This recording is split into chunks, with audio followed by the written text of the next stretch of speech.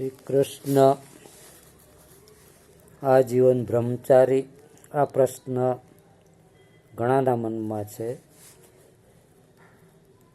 રાધા અવતારમાં બુકમાં આની સ્પષ્ટતા છે. સૌની જિજ્ઞાસાને ઉત્કંઠા સંતોષવા અભિમન્યુ જનેતા સુભદ્રાએ રહસ્યમયી ઘટના કહેવાનો પ્રારંભ કરી. અત્યંત કરુણ છે આ ઘટના. મા ભૈયા શ્રી કૃષ્ણ સિવાય અત્રેના કોઈ સ્વજનો મહાભારતના યુદ્ધના અંતે થયેલો ભીષણ હત્યાકાંડ નજરે જોયો નથી. એ એક રીતે સારું થાય. જોયો હોત તો એ વ્યક્તિનો જીવન રસ સાવ સુકાઈ ગયો હોત. ભૈયાની વાત જુદી છે. એ તો ઝેરના પારખા લઈ શકે છે. હળાહળ ઝેરથી એ કાતિલ કડવા જીવન ઘૂંટ પચાવી પણ જાણે છે. અને એટલે જ તેઓ મહાભારતના યુદ્ધ પછી પણ આટલી સહજતાથી જીવી રહ્યા છે. બાકી અમારે ત્યાં તો બધા જ પડી ભાંગ્યા છે. પણ જવા દો. 18 દિવસ સુધી ચાલેલા મહાયુદ્ધમાં પોતાના બનાવી જ નહીં, પ્રિય સખા ભક્ત અર્જુનના સારથી તરીકે શ્રી કૃષ્ણને જે અનન્ય સહાય કરી પાંડવ પક્ષને કુરુક્ષેત્રની ભૂમિ પર વિજય અપાવ્યું, તે હકીકતો તો સમગ્ર આર્યવ્રત જાણી ચૂક્યું છે. એ યુદ્ધભૂમિ પર મારો એકને એક પુત્ર, તમારા સૌનો, ખાસ કરીને મામા કૃષ્ણનો લાડલો અભિમન્યુ 6 અજય ગણાતા કોઠા પાર કરી અને કેવી કરુણ વીરગતિ પામ્યો એ ઘટના પણ અજાણ નથી. પરંતુ 18મા દિવસનો સૂર્યાસ્ત થાય તે પહેલાં જ્યારે આ મહાભારત યુદ્ધ સમાપ્ત થઈ ગયું, કૌરવોનો ઘોર પરાજય થયો, યુદ્ધ વિજેતા પાંડવોની યુદ્ધ છાવણીઓમાં વિજયનો આનંદ ઉત્સવ ઉજવાઈ રહ્યો, ત્યારે એ રાત્રે મધરાત પછી જે એક અણધારી અકલ્પ ગોજારી આપત્તિ પાંડવ કુળ ઉપર આવી, કૌરવની જેમ પાંડવોનો પણ કોઈ વંશજ જીવતો ન રહે એવી વજ્રઘાત સમયે કરુણ પરિસ્થિતિનું નિર્માણ થયું, ત્યારે જ્યેષ્ઠ દીદી વાસુદેવના ધર્મભગિની દ્રૌપદીજીની ભક્તિભાવપૂર્ણ શરણાગતિથી ભૈયા કૃષ્ણે બીજી વાર દ્રૌપદીની વારે ધાઈને જે એક ચમત્કાર સર્જ્યો હતો તે કેવો છે. એ ભીતરમાં આજે અત્યારે જે વિષયની ચર્ચા, એટલે કે કૃષ્ણ બ્રહ્મચારી છે એનું પ્રમાણ રહેલું છે.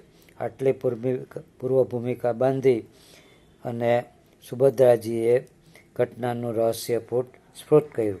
18મા દિવસનો સૂર્ય અસ્ત પામ્યો, કાળ રાત્રિનું અંધારું અવની પર ઉતર્યું, ત્યારે કુરુક્ષેત્રની ભૂમિમાં કંડકની રીતે જીવલેણ ઘાથી ગવાઈને ઢળી પડેલા અભિમાની દુર્યોધનનો મૃતદેહ શોધવા એના જીવતા રહી ગયેલા 2 જીગરજાન મિત્રો અશ્વસ્થામા અને કૃતવર્મા, કૌરવોને વફાદાર રહેલા કુરગુલુ કૃપાચાર્ય, 3 જણા દોડાદોડ કરી અને અંધકાર વચ્ચે મૃત સૈનિકો અને યોદ્ધાઓના મળદાને ફંફોળવાનો પ્રયાસ કરી રહ્યા હતા.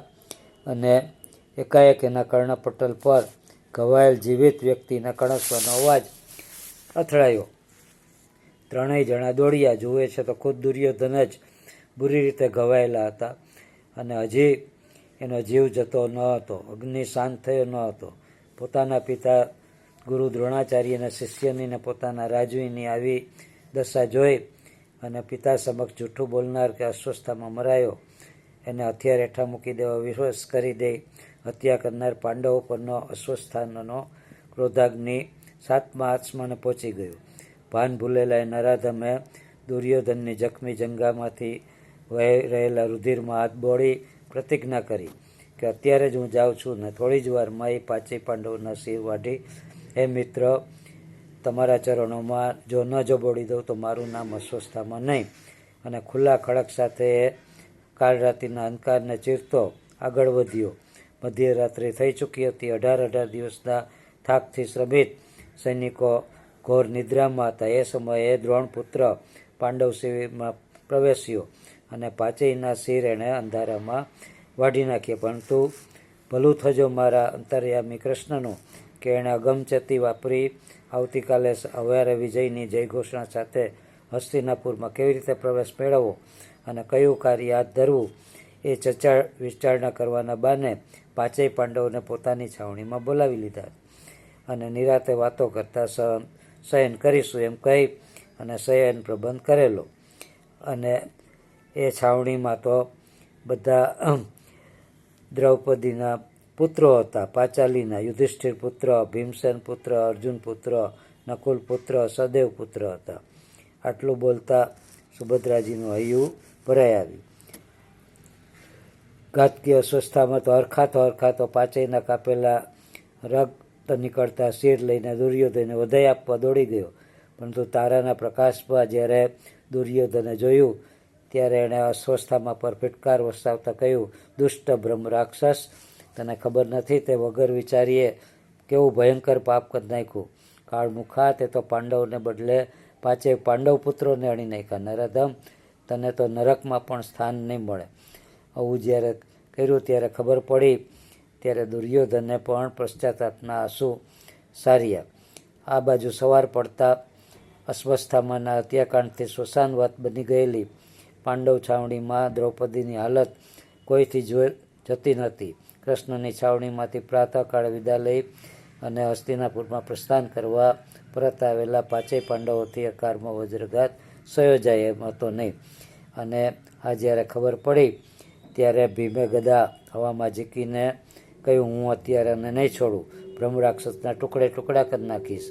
એટલામાં તો કૃષ્ણ પણ વિદ્યુત વેગે પાંડવ છાવણીમાં દોડી આવ્યા અને ભીમની પાછળ દોડ્યા અને દૂરદેશી પાછી અને એક ક્ષણનો પણ વિલંબ કર્યા વિના એણે અર્જુને કીધું, રથ જોડ.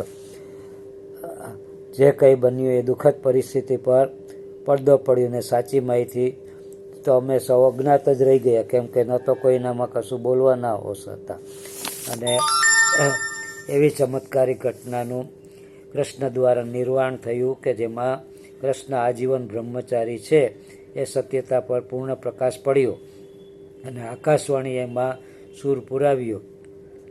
ત્યારે રાત્રે જ્યારે અર્જુન ઘેરે આવ્યા ત્યારે અસ્વસ્થામાના અનર્થની વાત કરી અને આવી વાત સાંભળીને હું આશ્ચર્યચકિત થઈ ગઈ કે હવે રાધાની વાત તું ક્યાં નથી જાણતી કે તારો એ મોટો ભાઈ કઈ પરાક્રમ કરે, ચમત્કાર સર્જે, એમાં તો કેવળ સર્જનાર છે.